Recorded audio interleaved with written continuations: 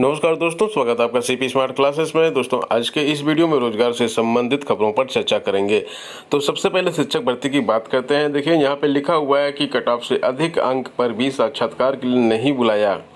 तो ये मामला जो है राजेंद्र सिंह यानी कि रज्जू भैया राज्य विश्वविद्यालय में चल रहे शिक्षक भर्ती को लेकर है। और यहाँ पर रोज कोई ना कोई विवाद सामने आ रहा है। कुछ अभ्यर्थियों ने आरोप लगाया है कि उनका कट ऑफ अंक की ओर से निर्धारित जो विश्वविद्यालय की ओर से निर्धारित किए गए थे, उनके कट ऑफ अंक से अधिक होने के बावजूद उन्हें इंटरव्यू में नहीं बुलाया गया। अभ्यर्थियों ने मामले में deputy CM doctor Dinesh Sharma, प्रधानमंत्री कार्यालय समेत कई जगह पत्र भेजकर शिकायत दर्ज की है। मामला संस्कृत विषय का है, जिसका कट ऑफ 80 और 88 अंक निर्धारित किया गया था। यह कट ऑफ वी प्रशासन ने अपनी वेबसाइट पर भी जारी किया। संस्कृत विषय में असिस्टेंट प्रोफेसर के पद पर आवेदन करने वाली महिला अभ्यर्थी डॉक्टर श्वेता शुक्ला ओझा का दावा है कि उनका कट ऑफ 94 है और जो विश्वविद्यालय की ओर से निर्धारित कट ऑफ से अधिक है। वहीं एक अन्य अभ्यर्थी राजीव कुमार त्रिपाठी का दावा है कि उनका कट ऑफ 91 है, लेकिन दोनों ही अभ्यर्थियों को इंटरव्यू के लिए नहीं बुलाया गया है। तो इन छात्रों ने सभी को पत्र लिखा है। परीक्षा के विरोध में छात्रों ने क्रमिक अनशन जारी कर दिया है। ये विश्वविद्यालय में परीक्षा कराए जाने के निर्णय के विरोध में समाजवादी छात्र सभा की तरफ से अनशन जारी किया गया है और लगातार चौथे दिन शनिवार को भी जारी रहा है और आज 5वां दिन हो जाएगा अगर आज भी अनशन जारी रहता है। तो छात्र छात्राएं चाहते हैं कि कोरोना के इस काल में जो कोरोना का संकट इतना ज़्यादा चल रहा है, तो परीक्षाएं कराने की ज़रूरत नहीं है, ऐसे ही प्रमोट किया जाए छात्रों को। ये मांग है समाजवादी छात्र सभा की, तो इसलिए अनशन कर रहे हैं छात्र। अगली न्यूज़ LT ग्रेड के अभ्यर्थियों की है। तो LT ग्रेड शिक्षक भर्ती में चयनित अभ्यर्थियों ने अपर शिक्षा निदेशक माध्यमिक राजकीय को ज्ञापन देकर मांग की है कि उन्हें शीघ्र नियुक्ति प्रदान की जाए। रविंद्र यादव, कपिल देव, विनोद, राधेश्याम आदि अभ्यर्थियों ने ज्ञापन के माध्यम से दावा किया है कि नियुक्ति न मिलने के कारण तमाम अभ्यर्थी अवसाद में हैं।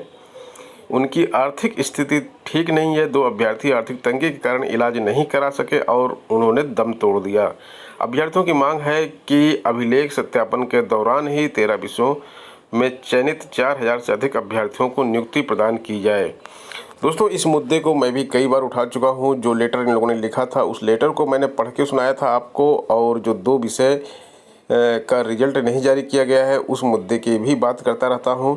यहाँ पे देखिए, 2 छात्रों की असमय मृत्यु हो गई है और अवसाद में सारे छात्र हैं इस समय। इस मुद्दे को भी मैं कई बार अपने यूट्यूब के चैनल के माध्यम से उठा चुका हूँ और बहुत से ऐसे छात्र मेरे कांटेक्ट में हैं जो वाकई में उनकी जो आर्थिक स्थिति है बहुत ही ख़राब है। गवर्नमेंट को यह सोचना चाहिए। TGT PGT में जब ज्वाइनिंग हो सकती है तो LT ग्रेड में ज्वाइनिंग क्यों नहीं हो सकती? सत्यापन की क्या ज़रूरत है यहाँ पे? इन सब मुद्दों को ही लेके 28 तारीख को एक निदेशालय में सारे छात्रों का ग्रुप जाएगा और वहाँ जाकर स्थिति स्पष्ट करेगा। इसके बारे में देखिए, न्यूज़ भी चल रही है और इसका प्रचार प्रसार भी जोरों पर है कि जिससे अधिक से अधिक छात्र यहाँ पर जा सकें। ये देखिए, यहाँ पे लिखा हुआ है कि LT चयनितों को अपनी मंजिल पाने का आखिरी मौका है। अगर इस बार चूक गए तो अनंत काल तक अपनी नियुक्ति भूल जाइए। इसलिए 28 जुलाई को 11 बजे शिक्षा निदेशालय प्रयागराज पहुँचें। तो 28 जुलाई की बात करते हैं और आज है 26 जुलाई। 27 और 28 मंगलवार को वहाँ पहुँचना है, लेकिन इसमें भी छात्र बहुत ज़्यादा रुचि नहीं ले रहे हैं। वही ढोल के पोल होंगे। फिर से 15, 20, 25 छात्र वहाँ पहुँचेंगे और उनको कुछ समझा दिया जाएगा, फिर वो वापस आ जाएंगे। क्योंकि इस प्रोग्राम का प्रचार बहुत ही तेज़ी से किया गया, उसके बाद भी निष्कर्ष नहीं निकल रहा है। इसके बारे में मैं डिटेल से शाम तक आपको पूरी जानकारी दूंगा कि आखिर कितने लोग वहाँ पे जा सकते हैं, कितनी भीड़ हो सकती है, कितनी। एक सर्वे मैंने करवाया था, सर्वे का लिंक मैं हर वीडियो में दे रहा हूँ लगातार, लेकिन छात्र अभी भी उसमें अपनी डिटेल्स नहीं डाल रहे हैं कि कौन छात्र जाना चाहते हैं, कौन नहीं जाना चाहते हैं। इसका सीधा मतलब यह है कि छात्र इंटरेस्ट नहीं ले रहे हैं। इसी के साथ साथ एक न्यूज़ और है कि कोरोना के बीच एपीओ मेंस स्थगित कराने की मांग की जा रही है और यह परीक्षा लखनऊ में आयोजित होनी है और लखनऊ के हालात थोड़े से कठिन हैं। अभ्यर्थियों को परीक्षा से एक दिन पहले लखनऊ पहुंचना होगा, उन्हें किसी होटल में रुकना होगा और चाय नाश्ता एवं भोजन भी बाहर करना होगा। संक्रमण की आशंका से सहमे अभ्यर्थियों ने उत्तर प्रदेश लोक सेवा आयोग में ज्ञापन देकर परीक्षा स्थगित किए जाने की मांग की है, लेकिन आयोग में उनकी सुनवाई नहीं हुई। केवल 260 छात्रों को यहाँ पे परीक्षा देना है और परीक्षा सेंटर में मैं पहले भी आपको बता चुका हूँ, उत्तर प्रदेश लोक सेवा आयोग का परीक्षा भवन जो कि लखनऊ के अलीगंज में स्थित है, वहाँ पे बहुत ज़्यादा जगह है, बहुत सारे छात्रों ने आप लोगों से परीक्षा वहाँ पे दिया होगा, तो वहाँ पे कोई दिक्कत नहीं है। लेकिन जो छात्रों की दूसरी दिक्कतें हैं, जैसे कि ट्रैवल करना, होटल में रुकना, चाय नाश्ते और खाने की बाहर से व्यवस्था करना, तो इन सब चीज़ों में समस्याएं आएंगी। और आजकल कोई भी इन सब चीज़ों के लिए रिस्क नहीं लेना चाहता, वो भी उस समय जब लखनऊ में अच्छे खासे केस डेली निकल रहे हैं। जॉब से रिलेटेड अगली न्यूज़ है, देखिए यहाँ पे नेशनल सीड्स कॉरपोरेशन लिमिटेड नई दिल्ली NSCL, इसमें management trainee production, horticulture, marketing, agriculture, engineering, quality control इत्यादि की वैकेंसी निकली है और assistant legal grade 1 diploma trainee की भी वैकेंसी यहाँ पे निकली हुई है। तो जो छात्र जिनके पास डिग्री इस तरह की है, इंजीनियरिंग की या एग्रीकल्चर की इस तरह की डिग्री है, जिनके पास हार्टिकल्चर की, तो वो यहाँ पे आवेदन कर सकते हैं। और यहाँ पे देखिए पात्रता में लिखा भी है MBA, BTech, BE, MSc, diploma, MS office, इस तरह की क्वालिफिकेशन वाले यहाँ पे आवेदन कर सकते हैं। 4 अगस्त लास्ट डेट है, आवेदन ऑनलाइन करना है। एक बार आप साइट पर विजिट ज़रूर कीजिए, ये साइट जो दिया गया है, हो सकता है कि इसमें से कोई ना कोई वैकेंसी आपके काम की हो। इस वेबसाइट पर जाइए और एक बार चेक कीजिए जाके। BTech के लिए एक और वैकेंसी यहाँ पे है, देखिए BEL में वैकेंसी है, भारत इलेक्ट्रॉनिक्स लिमिटेड बेंगलुरु में। BEL एक पब्लिक सेक्टर है और पब्लिक सेक्टर के बारे में मैं आप लोगों को इसमें जानकारी दे रहा हूँ। और पब्लिक सेक्टर जो है state government, central government, railway के बाद पब्लिक सेक्टर ही एक ऐसे सेक्टर हैं जहाँ पर लाखों लोगों को रोज़गार मिलता है और करोड़ों लोग इस पर निर्भर हैं, प्रत्यक्ष या अप्रत्यक्ष तरीके से। तो पदों का विवरण यहाँ पे ट्रेनी इंजीनियर की वैकेंसी है, प्रोजेक्ट इंजीनियर है, इलेक्ट्रॉनिक्स और मैकेनिकल के छात्रों के लिए यह न्यूज़ है। 50 पद हैं और आपको आवेदन करना है। वेतन 40,000 से 25,000 तक का वेतन मिलेगा। दोस्तों एक और बड़ी खबर आ रही है, ये क्रीमी लेयर OBC की क्रीमी लेयर संबंधी नए प्रस्तावों पर भाजपा में ही मतभेद है। वार्षिक आय में वेतन और कृषि आय को जोड़ने संबंधी प्रस्ताव का विरोध किया है। यहाँ पे आपको बता दें, जो क्रीमी लेयर है उसकी सीमा को बढ़ाए जाने की बात चल रही है और इसमें जो वार्षिक आय जो होती है उसमें वेतन और कृषि से जो आय होती है उसको जोड़ा जाने का प्रस्ताव है। और जो कमेटी ने इसको दिया है कि 15 लाख करने के लिए, यहाँ पे देखिए लिखा है, गणेश सिंह ने पत्र में लिखा कि संसदीय समिति के क्रीमी लेयर की सीमा 15 लाख रुपए रखी गई थी, उसको 12 लाख रुपए किया जा रहा है और इसमें वेतन और कृषि से इनकम भी जोड़ी जा रही है। यानी कि 12 लाख होगा तो बहुत सारे छात्र जो है क्रीमी लेयर में आ जाएंगे, उनको रिजर्वेशन OBC का नहीं मिलेगा। और अगर 15 लाख रखा जाता है तो 3 लाख का बीच में अंतर है और इसमें कृषि से आय नहीं जोड़ी जा रही है, क्योंकि कृषि से आय का कोई पैमाना नहीं होता है कि कभी कृषि में एरिया में सूखा पड़ जाए, कभी बाढ़ आ जाती है, कभी कुछ भी हो जाता है, तो वो कोई फिक्स आय नहीं होती है।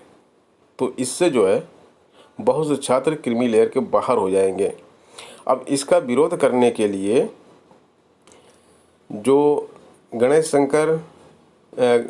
सिंह ने जो है पत्र लिखा है, सभी सांसदों को पत्र लिखा, जो OBC के सांसद हैं उन सबको पत्र लिखा है और इसका विरोध करने के लिए कहा है। पत्र में कहा गया है, सांसद ट्विटर समेत अन्य माध्यमों से सरकार के समक्ष इस प्रस्ताव पर अपना विरोध दर्ज कराएं। इसमें कहा गया है कि पहले ही ओबीसी आरक्षण का बैकलॉग नहीं भरा गया है। ऐसे में अगर वार्षिक आय में वेतन और कृषि आय को भी जोड़ दिया गया तो आरक्षण के दायरे से सभी बाहर हो जाएंगे। बैकलॉग कभी पूरा नहीं किया जा सकेगा।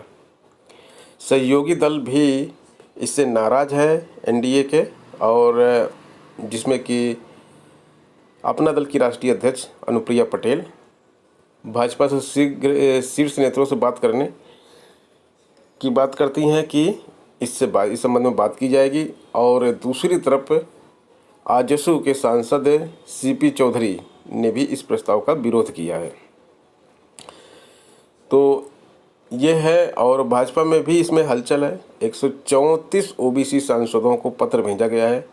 सारे ओबीसी सांसद अगर एकजुट हो जाएंगे तो इस प्रस्ताव को सरकार को मजबूरन वापस लेना पड़ेगा। 2 साल से 2 विषयों में फंसी एलटी ग्रेड शिक्षक भर्ती 2018 की बात करते हैं यहाँ पे। तो 2 विषय, एक हिंदी और एसएसटी, दोनों का रिजल्ट नहीं आ रहा है। पेपर लीक से के कारण इनका रिजल्ट रुका हुआ है। 13 विषयों का अंतिम चयन परिणाम जारी करके कर दिया गया कि नियुक्ति नहीं दी जा रही है। और 13 विषयों की नियुक्ति न देने के पीछे भी कहीं ना कहीं इन 2 विषयों के लिए जो रोड़ा अटका हुआ है वही है, क्योंकि एसटीएफ ने अब तक चार्जशीट दाखिल नहीं की है।